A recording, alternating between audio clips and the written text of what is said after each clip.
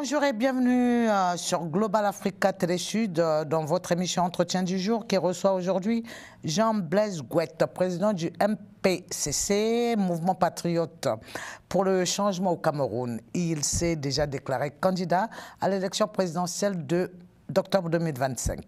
Occasion nous est donc donnée pour savoir comment Jean-Blaise Gouette s'y prendra pour affronter Paul Biya et par quels moyens il compte détrôner son adversaire qui a des décennies d'expérience au pouvoir, pouvoir qui ne compte Dieu reste pas lâché à 92 ans et plus de 40 ans d'exercice. Bonjour Jean-Blaise. Bonjour Sadio. Monsieur Gouette, ça vous fera combien de fois que vous tentez, que vous êtes déclaré candidat et combien de fois vous êtes déjà parti aux élections? Je voulais dire avant toute chose bonjour à tous les auditeurs de Global Africa, bonjour à tous les Camerounais, bonjour aussi à tous les panafricanistes qui attendent le changement, qui veulent forcément voir l'Afrique avancer. Et certainement, 2025 est une occasion unique et historique que nous avons pour faire changer l'Afrique. Donc l'élection présidentielle de 2025 n'est pas qu'une élection qui concerne les Camerounais, mais c'est une élection qui regarde chaque Africain. Voilà, donc merci encore à Global Africa. Ce que je peux tout simplement dire pour répondre, commencer déjà à l'entame,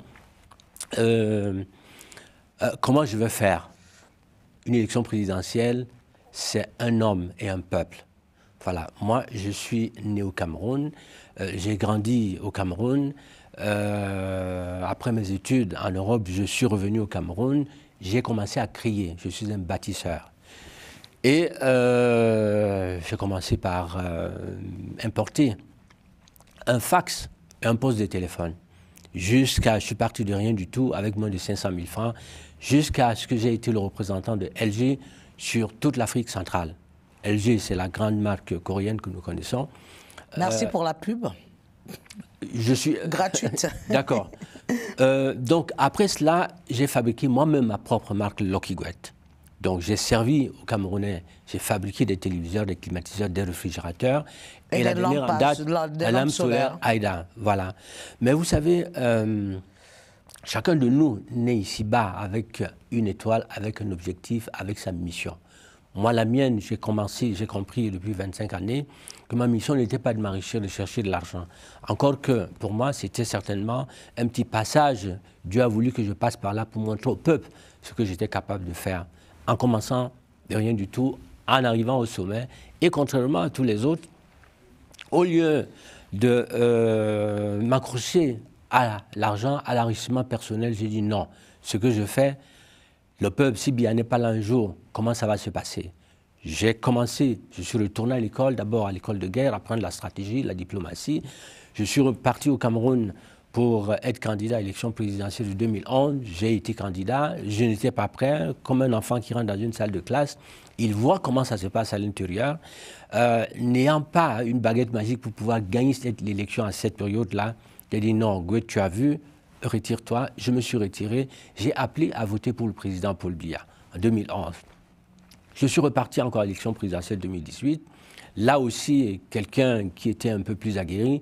Mais comme on sait aussi, vous savez, en Afrique, quand on s'élève, comme là aujourd'hui on s'élève, on fabrique non seulement certains hommes politiques, on a fabriqué certains, mais à côté de ça, il y a d'autres aussi qui étaient forts. Donc cette élection présidentielle avait plusieurs candidats, notamment le président Biya lui-même qui était candidat, le président Kamto était candidat, le président Kawal était candidat, et puis il y avait d'autres petits candidats aussi. Et cette fois-là également, je me suis dit, le président Biya, il est fort, il a les moyens, il a tout.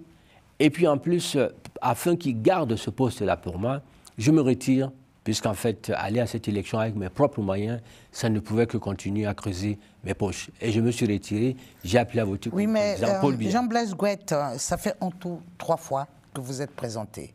On ne compte pas le nombre de fois où vous êtes désisté pour ne pas aller aux élections. En tout cas, ça fait une bonne décennie, une bonne dizaine d'années que je vous connais et que vous n'avez jamais remporté des élections face à Biya.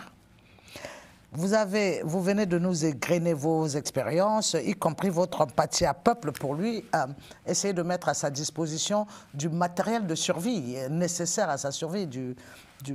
Vous faites allusion un peu à la faillite de l'État que vous souhaitiez combler.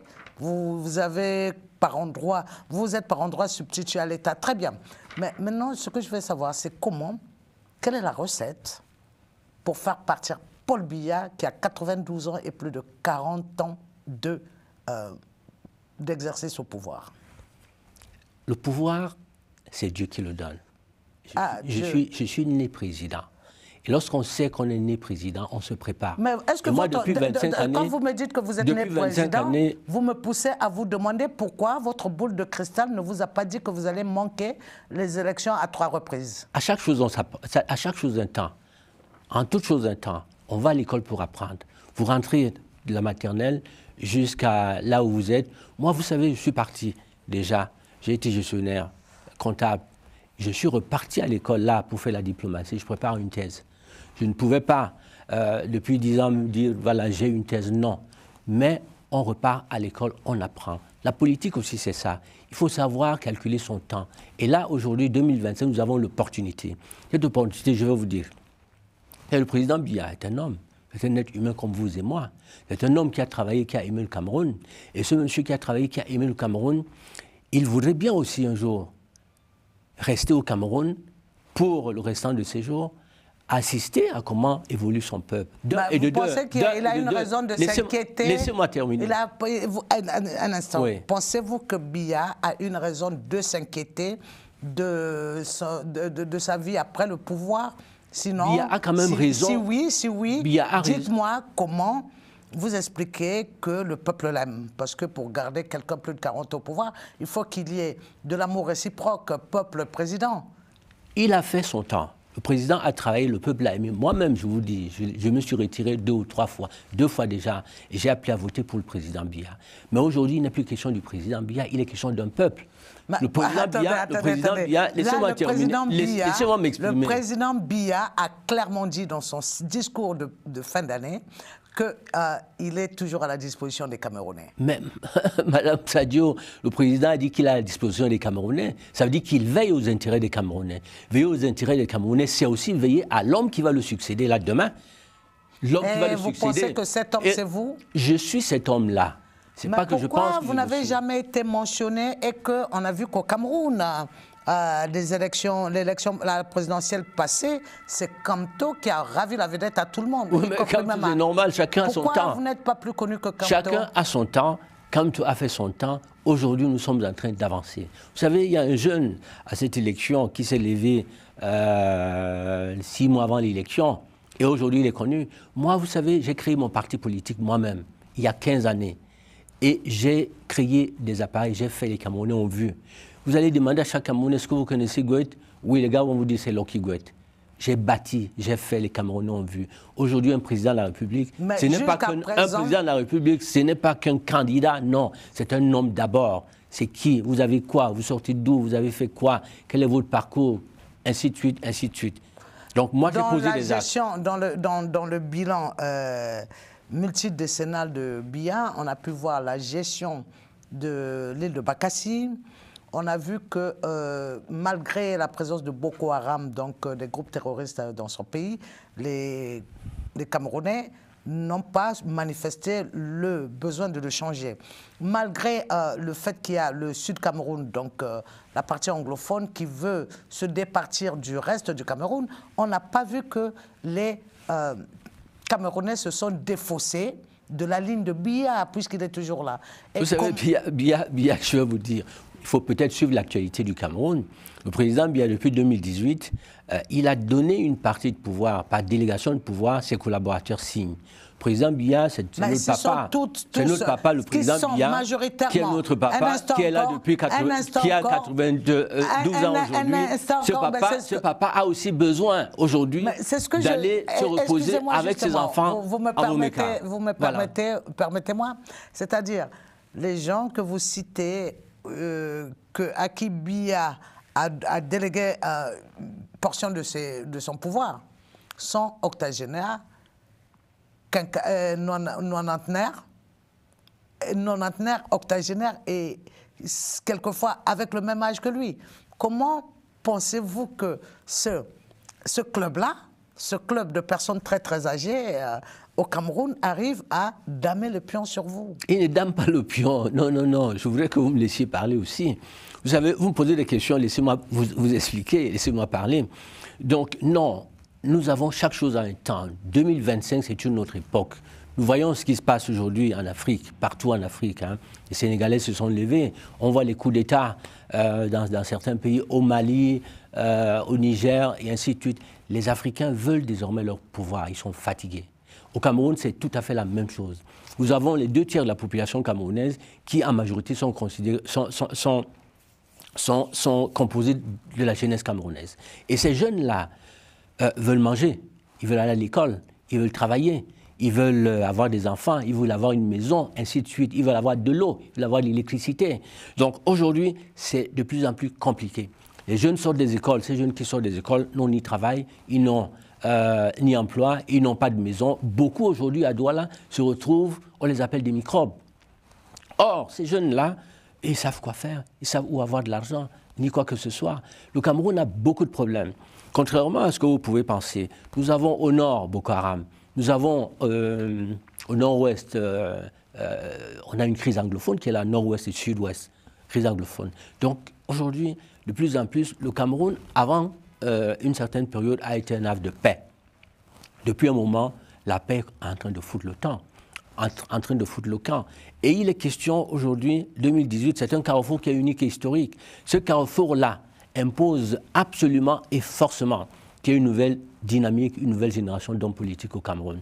Nous savons que le Cameroun a des matières premières, le Cameroun a du pétrole, il a de l'or, il a du gaz, il a du diamant, il a de l'uranium, il a ainsi de suite, ainsi de suite, ainsi de suite. Depuis 65 années, on ne sait où vont les recettes pétrolières. On ne sait comment gérer notre gaz. On ne sait comment les autres matières premières sont gérées. Il est important aujourd'hui qu'en 2025, qu'on puisse avoir un homme qui vient organiser, réorganiser toutes les matières premières du Cameroun, qu'on aille de moins en moins à la Banque mondiale, qu'on crée des emplois, qu'on crée des industries et qu'on puisse donner du travail à nos jeunes. L'Afrique doit avancer. Et à partir du Cameroun, nous allons installer forcément un nouveau modèle. Et ce modèle qui partira du Cameroun va être un modèle pour toute l'Afrique. On n'aura plus de coups d'État, mais on aura des hommes et des femmes qui vont être des hommes formés. Des hommes, moi je suis reparti à l'école, je prépare une thèse en géopolitique et géostratégie. J'ai un master 2 en diplomatie et relations internationales. Je suis parti des affaires. Je suis retourné à l'école pour acquérir du savoir et savoir comment venir gérer le Cameroun demain. Et moi, ce que je veux, c'est de venir donner, de l'eau à chaque Camerounais, venir donner un salaire minimum de 125 000 francs à chaque Camerounais, parce que nous avons de l'argent, nous avons des richesses. Je voudrais venir donner la santé. Aujourd'hui au Cameroun, vous êtes malade, allez à l'hôpital. Avant même qu'on vous prenne en charge, vous devez payer. Si vous n'avez pas d'argent à payer, vous allez mourir. Vous mourrez. J'ai dit non. Il faut s'occuper du peuple. Un président de la République est comme un homme qui vient. Cet homme qui vient, c'est comme un prêtre, comme un pasteur, un vrai pasteur, parce qu'il y a des faux pasteurs qui en fait se disent pasteurs, mais bon, c'est des petits escrocs, des petits voleurs, mais des vrais pasteurs qui disent, c'est des hommes qui viennent, qui disent je me sacrifie pour un peuple. Je vais donner la paix. Est-ce que Jean-Blaise Gouette, vous savez qu'il y a des millions de Camerounais, de vos compatriotes, des millions de nos compatriotes au Cameroun qui pensent la même chose que vous, avant vous certainement, et qui jusqu'à présent n'ont pas pu. Moi, je veux savoir tout simplement comment casser la digue Paul Biya pour accéder au pouvoir. Après, ça fait depuis les indépendances jusqu'à aujourd'hui, vous n'avez connu que 2 présidents, le même pouvoir, le même parti au pouvoir. Comment, si vous estimez qu'il est temps de faire bouger les choses, comment vous allez le faire? Parce que le peuple camerounais ne semble pas être déçu de son patriarche quand même. Le peuple camerounais, tel que je vous dis, a besoin de manger. Il a besoin d'aller à l'école, il a besoin de se soigner, il a besoin de travailler. C'est pas ce qui lui manque, hein? C'est pas ce qui lui manque. Oui, mais c'est exactement ce qui lui manque aujourd'hui. Faites un tour au Cameroun. Moi, je vais vous inviter au Cameroun. Je suis en campagne déjà sur le terrain. Donc, je vais vous inviter. Déjà, À part la dégradation des routes au Cameroun, je me suis retiré à deux Douala fois. notamment, Je me suis retiré deux fois pour appeler le président de la République. Alimentaire au Je me suis retiré 2 fois pour appeler le président de la République, pour appeler tout le monde à voter pour le président de la République. 2025 est une occasion unique et historique, Monsieur le Président. Sur tous les plateaux de télé que je vais toujours être obligé de vous appeler à vous tourner cette fois-ci vers votre peuple. Il ne s'agit plus du président Biya, il s'agit d'un peuple que vous allez laisser demain. Vous et moi, nous partirons dans nos tombes. Et une fois dans ces tombes-là, en se retournant, il faudra qu'on se dise qu'on a laissé un peuple debout. Monsieur le Président, 2025 est une occasion qui est unique et historique. Ce n'est pas une élection comme toutes les autres. C'est une élection pour laquelle vous devez veiller à laisser un homme qui prendra en charge notre peuple et qui donnera des moyens à ce peuple-là. Et je suis cet homme, je viens vous demander encore une fois de plus sur cette antenne, Monsieur le Président, aidez-moi à accéder à ce pouvoir facilement. Wow. À défaut de ça, ce qui est certain, je ne me retirerai jamais. On va se battre avec les moyens qu'il faut, mais le peuple prendra son pouvoir. Vous êtes en train de supplier Biya de vous donner le pouvoir. Dont acte. Mais on va aborder un peu... Je ne supplie pas M. Biya. Ce que je veux vous dire, tout simplement, les prélats au Cameroun se sont levés, les évêques se sont levés au Cameroun, et ces évêques qui se sont levés au Cameroun ont demandé au président Biya... Je vous laisse parler, je vous laisse le temps de parler plusieurs minutes. Quand j'ai besoin de parler, laissez-moi le temps d'y aller. C'est comme ça, le jeu est comme ça. Voilà, donc ce que je veux savoir, on va aborder un peu le volet international de notre entretien. Vous avez parlé de panafricains, des pays en coup d'État, et vous n'êtes pas sans ignorer que hier, le président Macron a dit que si n'eût été la France, certains pays qui ont fait des coups d'État n'auraient pas leur souveraineté. Qu'est-ce que vous pensez de cette affirmation et que les Africains, ces présidents-là, sont des ingrats qui n'ont pas pu lui dire merci? Moi, je suis... je ne voudrais pas juger le président Macron, ni les présidents africains.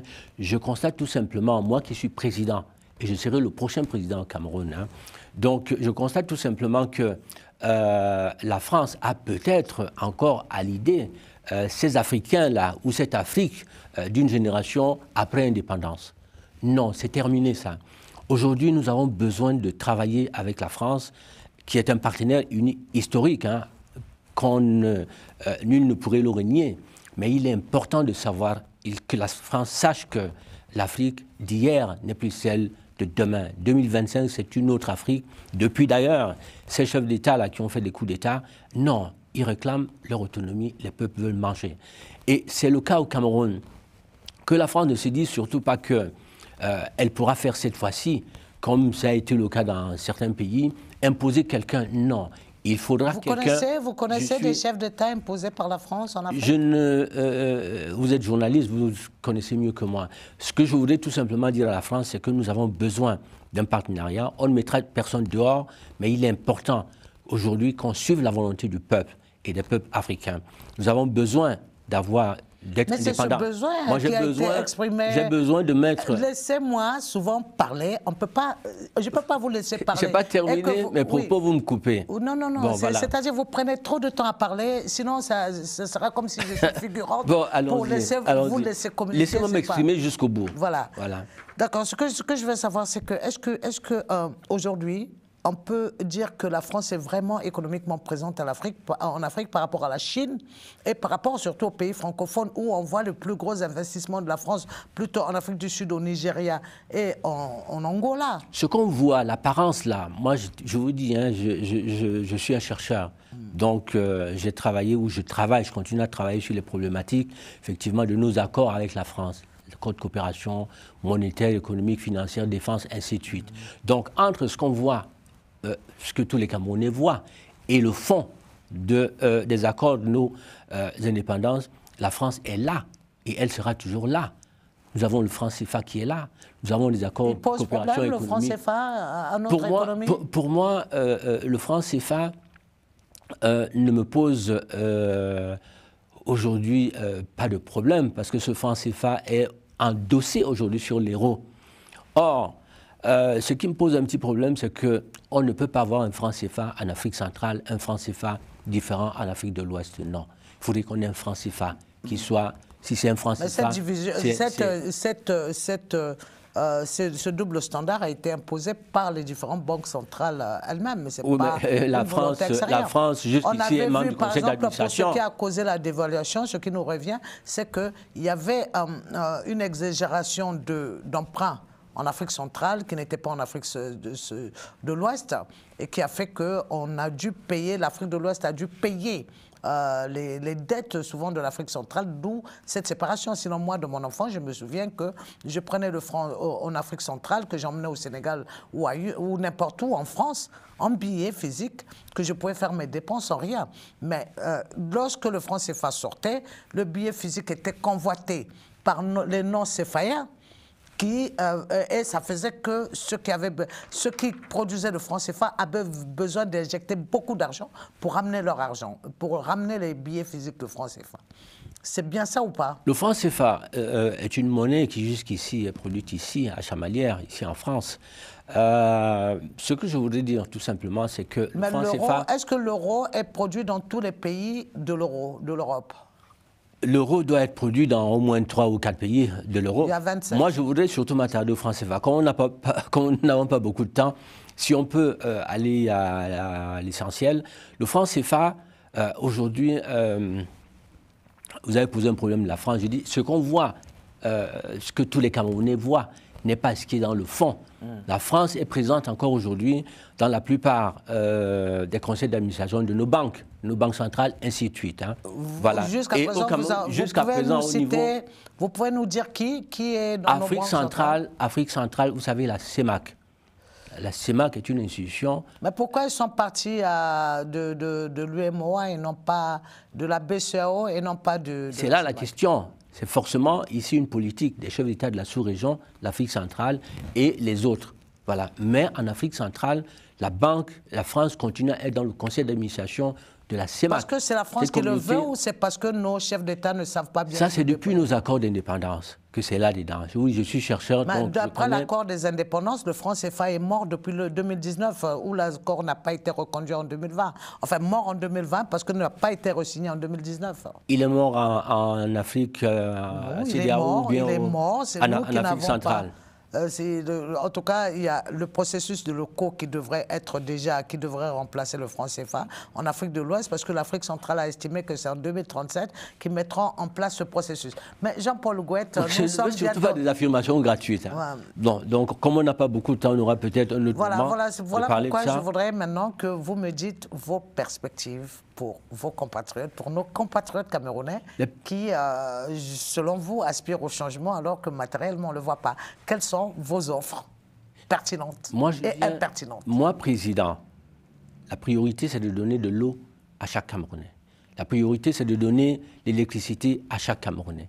La priorité, c'est de mettre en place sur tous les grands axes routiers, Douala, Yaoundé, Yaoundé, Bafoussam, ainsi de suite, un hôpital de jour, de nuit, tous les 50 km. C'est de soigner nos parents et grands-parents qui pourront en principe aller à l'école sans aller se soigner avec un ticket.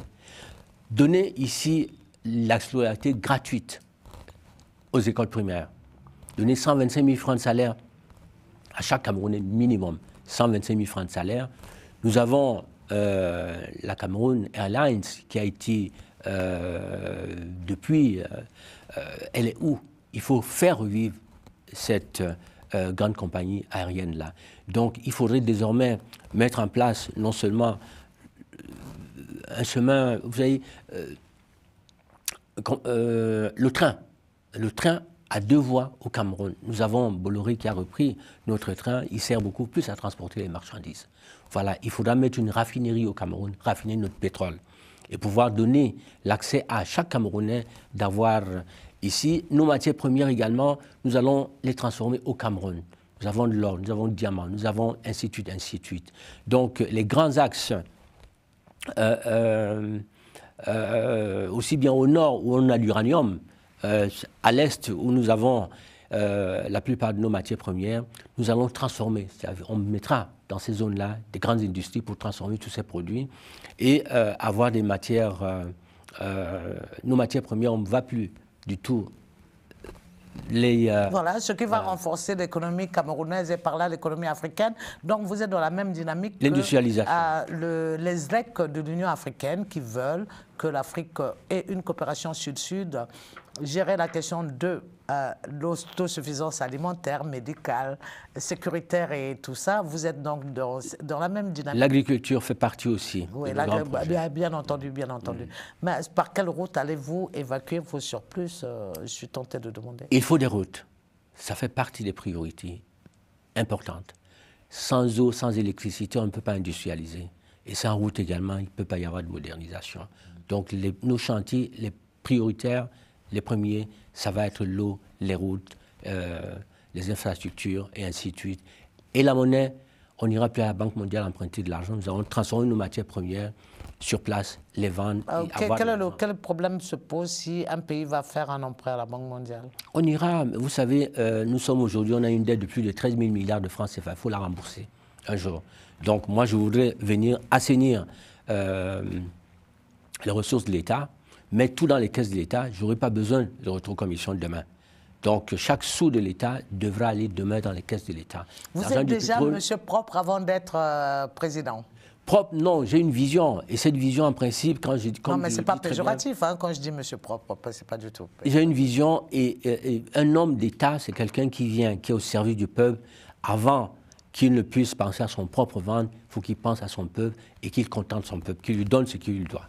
Alors, donc, chers téléspectateurs de Global Africa Télé Sud, voici donc les mots d'encouragement et d'espérance de Jean-Blaise Gouette, qui est président du MPCC, Mouvement Patriote pour le changement au Cameroun, qui a répondu à nos questions, difficile entretien, mais je pense que vous pouvez le noter au moins 9,5 sur 10, à mon avis. Merci beaucoup, merci beaucoup Sadio. Le troisième président du Cameroun, je remercie Télé Sud une fois de plus de m'avoir reçu ce matin. Merci. Avec conviction profonde, je suis le prochain président. Merci beaucoup. Nous vous encourageons à aller agrandir le nombre d'abonnés sur notre chaîne YouTube pour dépasser les 60 000 abonnés, arriver à 1 million puis à 10 millions très vite. Merci.